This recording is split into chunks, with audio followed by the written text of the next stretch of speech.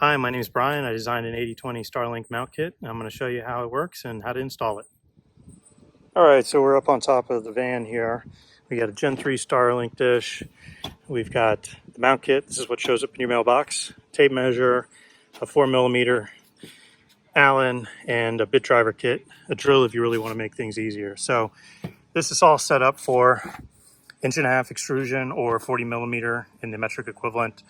And let's go ahead and empty this bag out and start on the installation. All right, so step one is going to be to measure between the extrusions. You want to mount this stuff up to where you got 16 and 3/16 between the two of them. And once you've done that, next thing you want to do is go ahead and get one of these mounts together or ready. Pull the T-nut out and go ahead and mount that guy in there.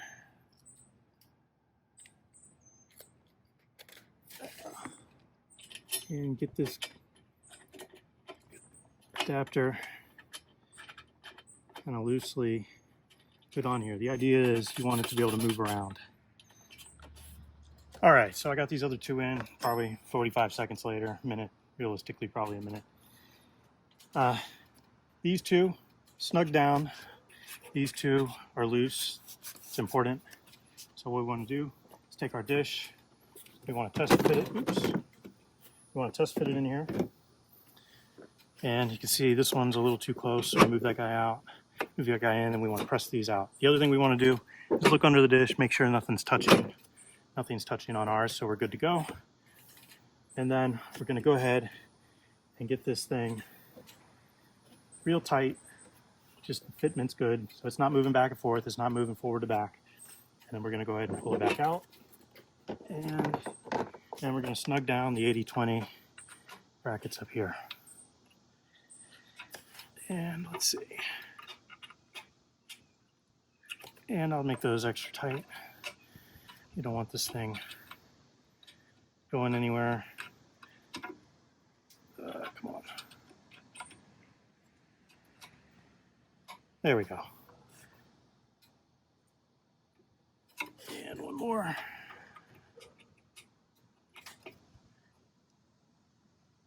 All right.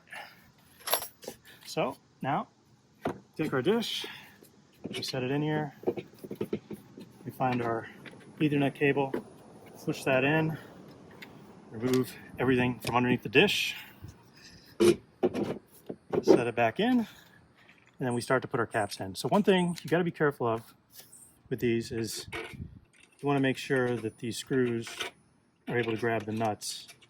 I like to double check them before I put the caps on, make sure that you're going to be able to grab that nut. You can just kind of put a thread or two on those nuts and pull up on them with the screw, just to be cautious. See, that one might not have grabbed when we had the cap on it. They're a press fit, but they can get pushed back down a little if you aren't careful when you take the caps off. Okay, so we're all good. Now we're going to take these caps, drop them on here, drop them on here, and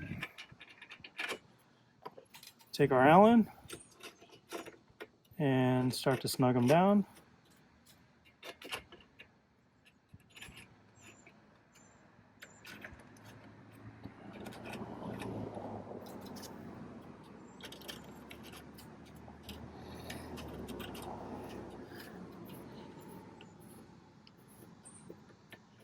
And I'm going to be lazy here and use the tool or the drill. I got mine set on probably 8.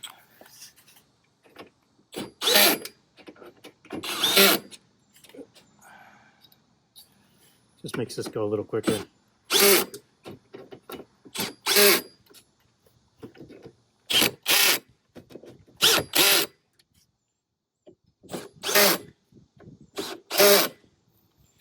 And